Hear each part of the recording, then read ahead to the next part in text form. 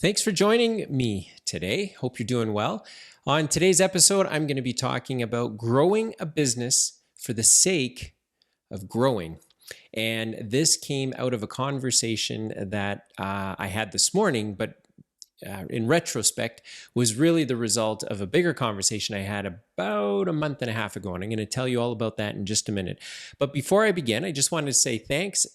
Since last week, I've pretty much been talking to one entrepreneur every single day who is seeing this content and just wants to talk about their business. So if that's you, I've now created a booking link. So if you want to have a chat, we can do it on Teams, we can do it over the phone, whatever you want.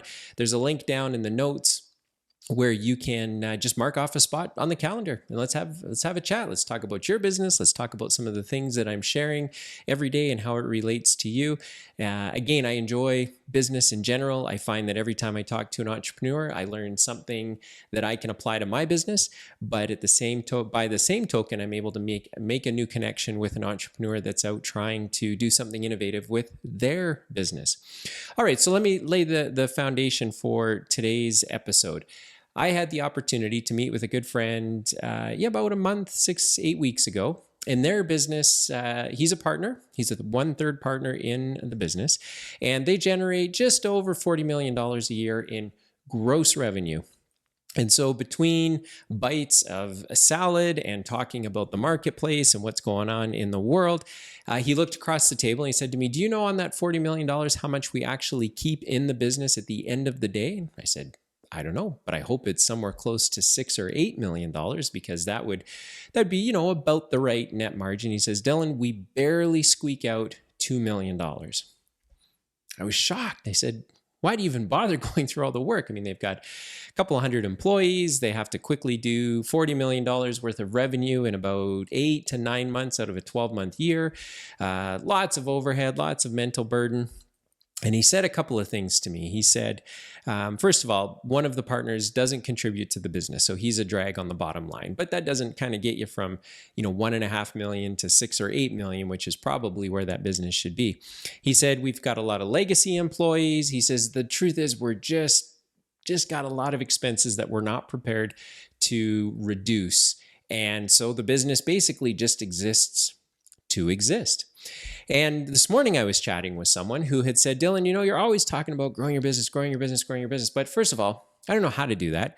But I also don't know why I want to do that. I kind of enjoy the pace that I'm at." And so I thought this episode would be important because in the first example, a friend of mine said, I said to him, well, what were to happen if one of your partners were to buy you out? He says, "You know what I would do, Dylan? I would do exactly the same thing I'm doing now, but I would do it with less than a dozen people. And at the end of the day, on a net basis, I probably would make more money with less effort, and I'd have time for my family and to do all of the things that right now I don't get to do." So it does beg the question, growing a business for the sake of growing, is it worth it? What's the point? And so I thought I would try to sketch out just a couple of things to think about that I have had to consider as I have worked on dozens of businesses over the last couple of decades and have had to try and figure out the answer to this question for myself. So the first question to ask is the obvious one, which is why bother? In my friend's example, to go from 40 million to 50 million, that still doesn't make them the market leader, if you can believe that.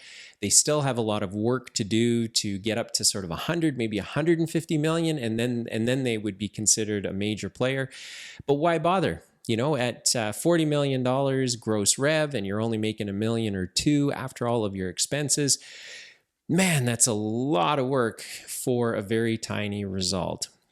So the first question is, why bother? And even if right now you happen to be an owner-operator of a business, you could be asking yourself the same question, why bother growing? So you definitely need to be able to answer that question. I think part of the answer to that question would be in answering point number 2, which is, well, what's the goal? If I was going to grow this business, what is the goal? And in the one example, my friend's goal might be to say, look, we actually think that if we can get past $40 million, I'm prepared to make all of the hard decisions to cut our costs. We will get up to kind of that industry margin of $6 or $8 million after costs. And that would be worth it, because then we become a very there's a high likelihood that we would be acquired by one of the bigger market players. So that would be, an example of one goal. For an owner operator who runs a business that they are actively involved in, they literally have a job that they are doing every single day. They might say, well, my goal is to move from an owner operator just to an owner. And in order to do that, I have to build out a management team. In order to build out a management team, I have to have the cash flow to pay for all of the people that are doing the things that I'm doing. And so once you've figured out why bother, what's the point of all of this, then you have to be able to right behind that say, well, then what's the goal? If I'm going to bother growing, if I'm going to listen to all of, Dylan's content, and I'm going to read books, and I'm going to educate myself on business and really try to make sure I'm a great entrepreneur, why bother? But what's the goal? What am I working towards? And that always seems very obvious. But if you spend any time at all, like I do, talking to entrepreneurs on a daily basis, you really start getting a handle on how difficult it is to really articulate what the goal is. So I found myself oftentimes saying to an owner-operator, look, don't grow your business. Right now, as an owner-operator, this is a job. You are checking in every day. You're checking out every day. On the cash flow quadrant, you're not a struggling business. You're not a business that's trying to figure out what it is you do. You're in that growing quadrant, but you may decide not to grow. You might decide you enjoy your job. You enjoy the amount of income you take home for the amount of work that you do, and you never want to see yourself transition over to that investing quadrant.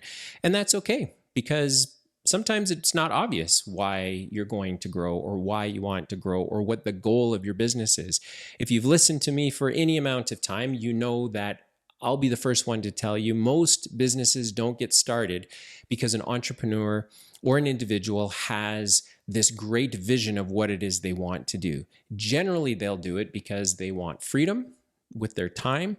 They want freedom with maybe their money and their wealth and their resources. And so owning a business is the easiest, simplest way to do that. But they don't have a goal. They get into it. They see a problem in the market, or maybe they've worked for a couple of companies in a certain capacity, and then they say to themselves, well, I could do this myself.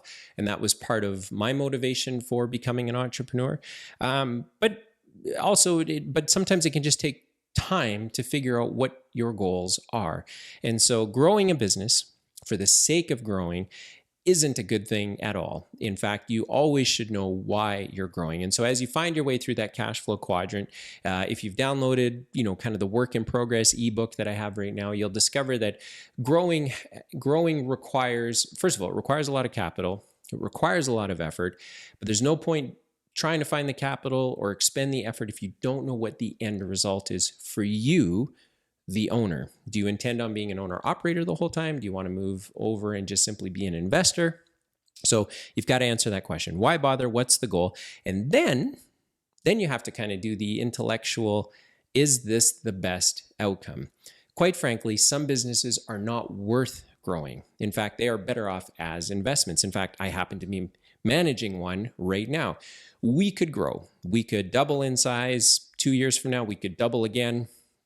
But I'm not sure what the end result of all of that effort would be, when the truth is we're probably on a cost, benefit, time equation. We're probably getting the best result we can get right now.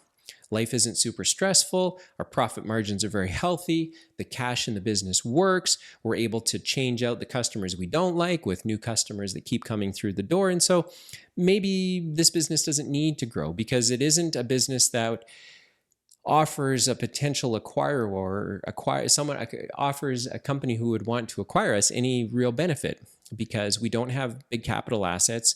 Yes, we have a customer database, but our customers, there's nothing that specifically ties them to our business other than the great work that our team does. But there's no end run. This isn't a company you could take public. This isn't a company that you could buy for 1 times earnings and sell for 5 times earnings.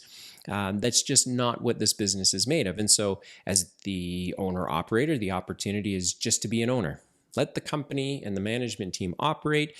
Make sure the checks and balances and guardrails are in place to ensure the financial health and stability of the business. But that might be good enough. there might not be a reason to grow, to really grow the business. And I know that might fly in the face of, if you're not growing, you're dying. But in some cases, a business is better served to be a place of employment for a lot of people. And maybe you sell to management one day, or maybe you do find a way to maybe sell it for 1 times earning or 1.5 times earnings.